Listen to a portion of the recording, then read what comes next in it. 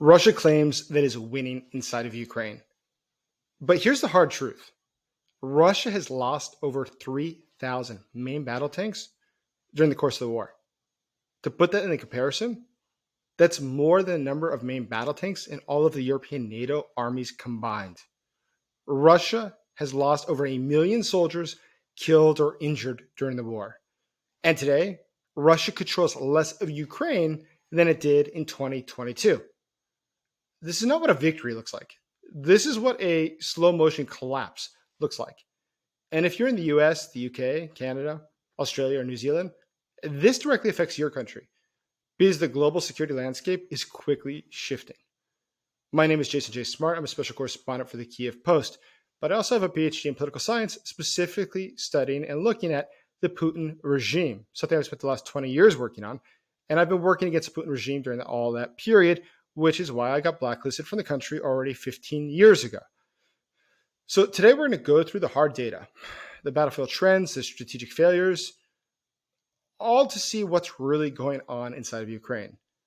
And you'll see very quickly it proves just one thing. Russia is not winning.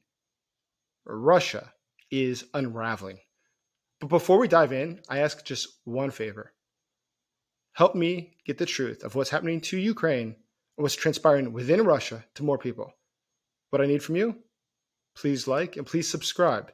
We're about to pass 100,000 subscribers, and that's fantastic. I appreciate all of you who have already subscribed because people need to know the truth of what is happening.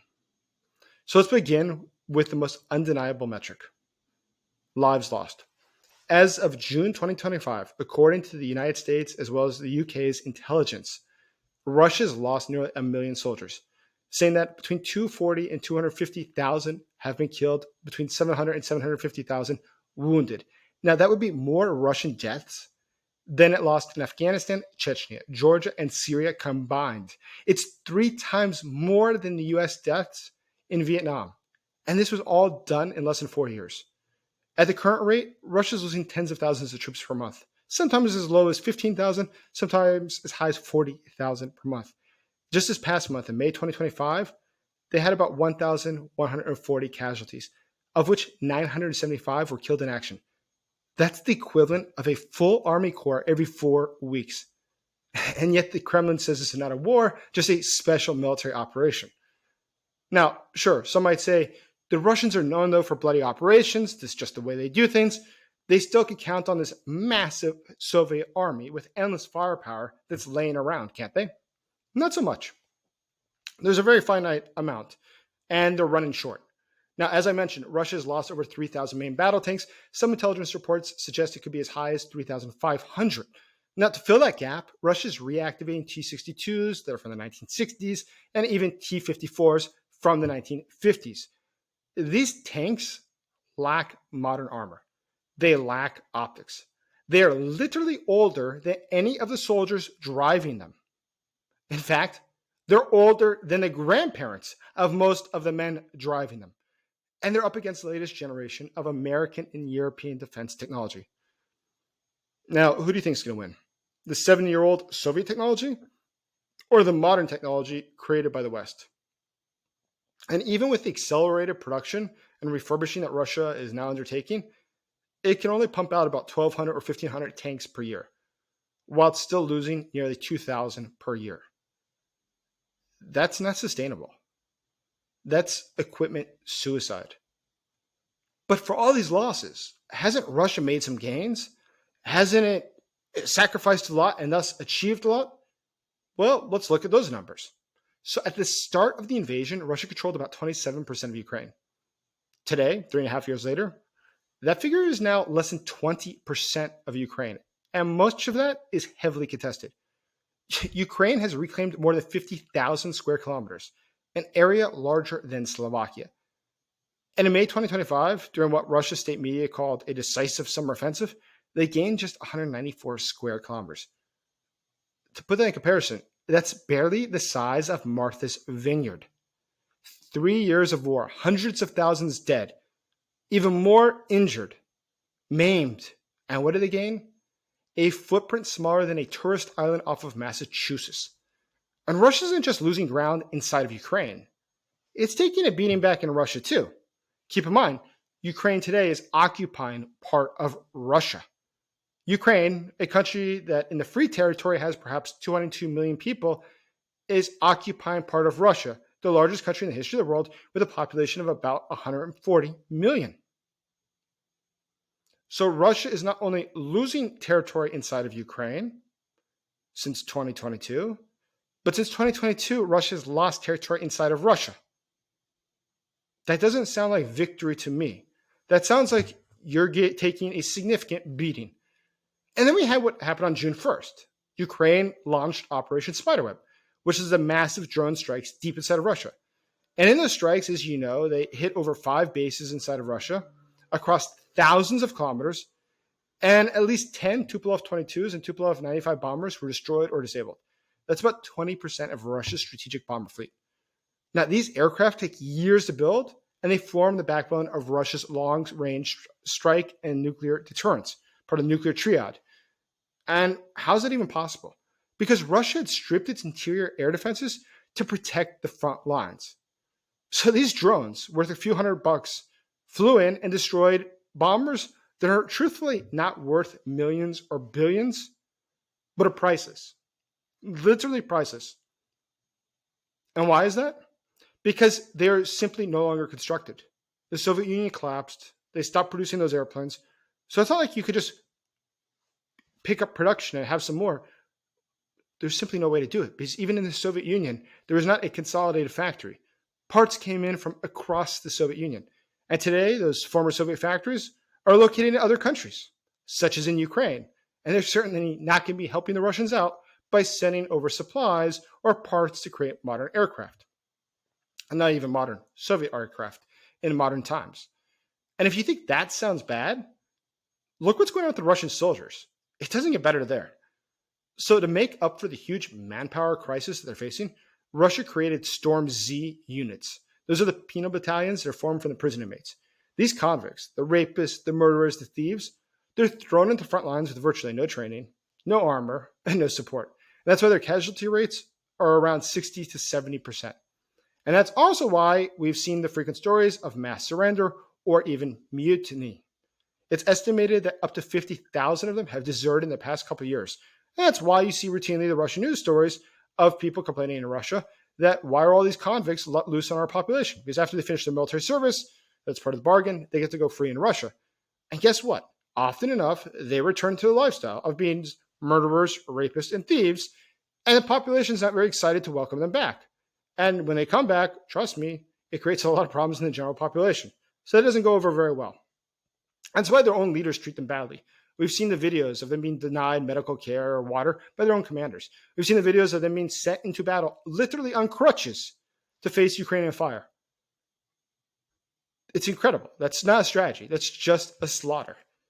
And how do you think Russian soldiers interpret this?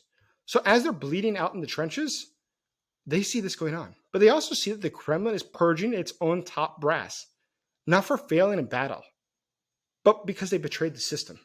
So since 2024, at least 10 senior Russian military officials have been detained. And that includes people such as Deputy Defense Minister Timur Ivanov, who was arrested for corruption, Deputy Chief of the General Staff Vadim Shamarin, Lieutenant General Yuri Kuznetsov, who were both arrested during internal raids, General Ivan Popov, who was fired after exposing frontline failures. These are not acts of accountability. They're signs of the regime's paranoia. The Kremlin isn't reforming. That's what's key. It's cannibalizing itself. It's turning on its generals to hide systemic failure. And no army that's winning a war needs to purge its own leadership mid-conflict. Keep in mind, there's another conflict going on. Since June 1st, when Ukraine launched Operation Spiderweb and successfully attacked the Russian bases, multiple Russian bases, the FSB, the Russian intelligence service, has begun investigating the Russian generals to find out how that happened. And that undoubtedly will uncover a huge amount of corruption, because there's no way to get promoted in the Russian military unless you're engaged in corruption. It starts off your career by covering up the corruption of your senior leaders. And as you move up the ranks, you yourself get to collect bribes, and then you make sure to send money up above. Your boss always gets a cut, and you get promoted. That's how you get promoted in the Russian military. And that systemic corruption, is why the Russian military is a total disaster today. But it's also why there is no strategy. There is no plan. Nobody in Moscow has an idea of how to take Kiev. They just keep sending men to the front because they simply did not go the route of European countries, NATO countries, Commonwealth countries, where you get promoted by being a scholar of your art, not simply a soldier. Senior leaders, for instance, in the United States military often will certainly have at least a master's degree, if not a PhD. And they have taken routine courses and training throughout their years. And that's how you make general. But in the case of Russia, it's not the case. It's through corruption that you make general.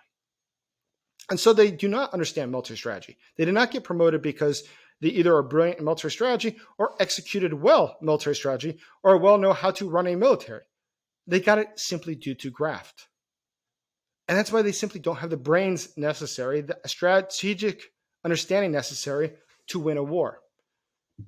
And when you look at the huge losses, it's reminiscent of World War I, where many countries allowed their military, the officers in the field, to make the strategies and the strategic decisions, which didn't work out well. It turned out from men jumping over the trenches when they heard the whistle and being shot in the machine gun fire.